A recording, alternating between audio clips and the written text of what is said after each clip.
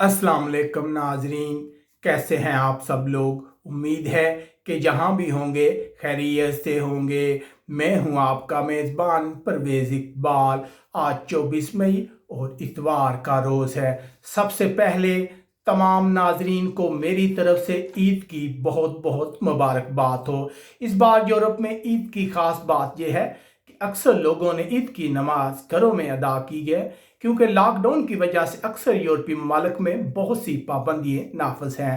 تو بات کرتے ہیں آج کے خبر نامے کی۔ اسپین میں حکومت کے خلاف احتجاج، جبکہ اٹلی میں لوگ اب بھی خوش نہیں ہیں۔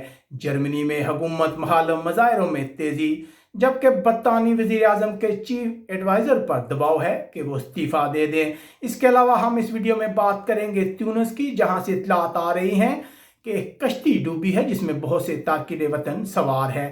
یہ سب کچھ ہم آپ کو بتائیں گے تفصیل کے ساتھ، لیکن سب سے پہلے آپ لوگوں کو بتاتے چلیں کہ لاطینی امریکہ کا ملک برازیل دنیا کا دوسرا سب سے متاثرہ ملک بن گیا ہے، جہاں کرونا وائرس کے بہت زیادہ کیس سامنے آ رہے ہیں۔ اگر ہلاکتوں کی بات کی جائے تو اب تک برازیل میں 22,000 سے زائد افراد ہلاک ہو چکے ہیں۔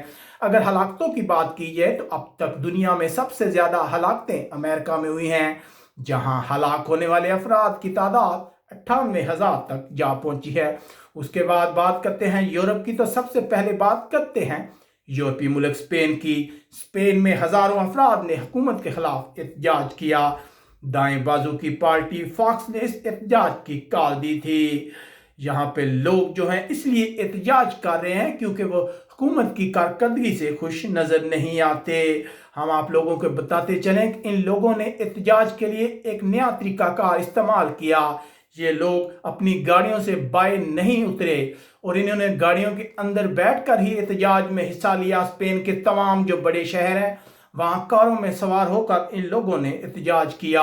ان لوگوں کی گاڑیوں سے باہر نہ نکلنے کی وجہ سے معاشرتی دوری کے وہ قوانین ہیں جو کرونا وائرس کو روکنے کے لیے حکومت کی جانب سے نافذ کیے گئے ہیں۔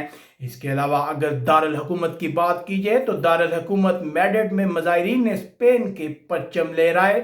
وہ وزیر اعظم پیدرو سانچیز سے مطالبہ کر رہے تھے کہ وہ استعفیٰ دے دیں۔ یاد ہے کہ 2 ماہ سے زائد اسپین میں لاک ڈاؤن رہا ہے، جس کی وجہ سے لوگ جو ہیں وہ بہت زیادہ پریشان ہیں۔ اکثر لوگوں کو بہت سی مالی مشکلات کا سامنا بھی کرنا پڑا۔ صرف مارچ کے مہینے میں ہی 1 ملین ملازمتیں ختم ہو گئی اور پیشن گوئی کی جا رہی ہے کہ اسپین کی معیشت 12% تک سکڑ جائے گی۔ گزشتہ روز ہی اسپین کے وزیر اعظم پیدرو سانچیز نے صحت کا شعبہ دوبارہ بحال کرنے کا اعلان کیا تھا۔ ان کا کہنا تھا کہ جولائی سے غیر ملکی سیاح اسپین واپس آ سکتے ہیں۔ اسپین ان کے لیے ایک محفوظ ملک ہے۔ اس کے علاوہ 8 جون سے فٹ بال میچز بھی دوبارہ شروع ہونے جا رہے ہیں۔ اس کے بعد رخ کرتے ہیں اٹلی کا۔ ہم آپ کو بتاتے ہیں کہ اٹلی کے لوگ کیوں زیادہ خوش نہیں ہیں، لیکن اس سے پہلے آپ سے گزارش کرتے ہیں کہ ہمارے چینل کو سبسکرائب کر لیں۔ اس کے علاوہ بیل آئیکن کو پریس کر لیں تاکہ تازہ خبر کا نوٹیفیکیشن آپ کو بروقت پہنچ سکے۔ تو بات کرتے ہیں اٹلی کی۔ اٹلی میں 2 ماہ کے لاک ڈاؤن کے بعد ہوٹل، ریسٹورنٹ اور سٹور کھل گئے ہیں۔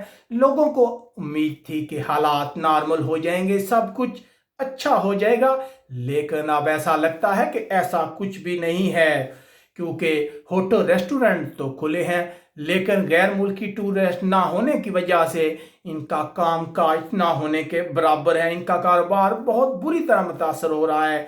یاد رہے کہ اٹلی کی معیشت صحت پر بہت زیادہ انحصار کرتی ہے۔ یہ شعبہ ملکی پیداوار کا 15% ہے، جبکہ اگر بات کی جائے 15% سے زائد لوگوں کی جو نوکریاں ہیں وہ اس شعبے سے وابستہ ہے۔ اٹلی نے جون میں غیر ملکی سیاحوں کے لیے اپنے دروازے کھول دیے ہیں، لیکن لوگوں کو بہت سے خدشات ہیں۔ لوگوں کا کہنا ہے کہ ان حالات میں اٹلی میں بہت کم لوگ ہی واپس آئیں گے۔ اس کے بعد بات کرتے ہیں یورپی ملک جرمنی کی، جہاں سے احتجاج کی اطلاعات آ رہی ہیں۔ جرمنی کے مختلف شہروں میں لوگوں نے احتجاج کیا ہے۔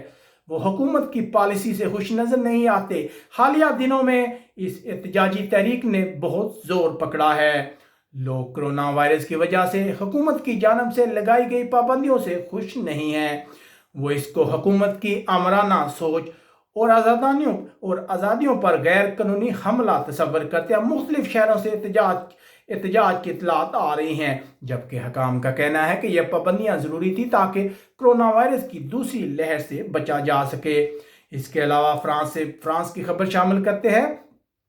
متعدد فرانسیسی ارکان پارلیمنٹ نے جمعے کو مطالبہ کیا ہے کہ فرانس اور بیلجیم کے درمیان سرحدی راستوں کو کھول دیا جائے تاکہ اس علاقے کے دونوں طرف لوگوں کی مشکلات کو کم کیا جا سکے۔ اس کے بعد بات کرتے ہیں ترکی کی۔ ترکی نے یونان پر الزام عائد کیا ہے کہ وہ احتیال انگیز اقدامات کر رہا ہے۔ ترکی کا کہنا ہے کہ وہ یونان کی جانب سے احتیال انگیزی پر صبر کا مظاہرہ کر رہا ہے۔ اس کی کوشش ہے کہ دونوں ہمسایہ ممالک کے درمیان اچھے تعلقات قائم ہو۔ حالیہ دنوں میں دیکھا گیا ہے کہ ترکی اور یونان کے درمیان مسلسل کشیدگی بڑھ رہی ہے۔ دونوں ایک دوسرے پر الزامات لگاتے رہتے ہیں۔ اس کے بعد بات کرتے ہیں تیونس کی۔ تو تیونس سے ایک افسوسناک خبر آ رہی ہے۔ تیونس کے قریب تارکین وطن کی ایک کشتی ڈوبنے کی اطلاعات آ رہی ہیں۔ اس میں ایک شخص ہلاک جبکہ 6 لاپتہ ہو گئے ہیں، جبکہ 80 افراد کو بچا لیا گیا ہے۔ سرحدی محافظوں کا کہنا ہے تھا انہیں ایک کال موصول ہوئی تھی جس میں بتایا گیا تھا کہ کشتی ڈوب رہی ہے، جس کے بعد انہوں نے فوری اقدامات کیے، امدادی کارروائیاں شروع کر دی گئیں اور کافی لوگوں کو بچا لیا گیا ہے۔ حکام کا کہنا تھا کہ اس کشتی کا کپتان اور انسانی سمگلر دونوں فرار ہونے میں کامیاب ہو گئے ہیں۔ یاد رہے کہ اس راستے سے بہت سے لوگ یورپ پہنچنے کی کوشش کر رہے ہیں۔ اس کے بعد بات کرتے ہیں یورپی ملک برطانیہ کی۔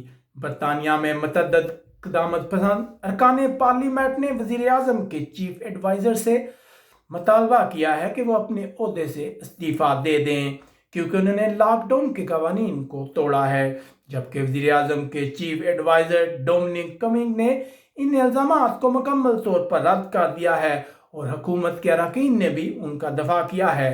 ان پر الزام ہے کہ انہوں نے اپنی بیوی کے ساتھ ایک لمبا سفر طے کیا جبکہ وہ جانتے تھے کہ ان کے بیوی میں کرونا وائرس کی علامات ہیں، لیکن اس کے باوجود انہوں نے لاپرواہی کا مظاہرہ کیا، جس پر اب ان پر دباؤ بڑھتا جا رہا ہے کہ وہ اپنی سیٹ چھوڑ دیں۔ یہ تھی ہماری آج کی تازہ ترین یورپ کی اپڈیٹ۔ جاتے جاتے ہم ایک بار پھر آپ کو دوبارہ عید کی مبارکباد دیں گے۔ اس کے علاوہ آپ کو کہیں گے کہ ہمارے چینل کو سبسکرائب کرنا مت بھولیے گا۔ اگر آپ کو ہمارا یہ ویڈیو پسند آئے تو اسے لائک بھی لازمی کیجیے گا۔ اپنے میزبان پرویز اقبال کو اجازت دیجیے گا۔ اللہ حافظ۔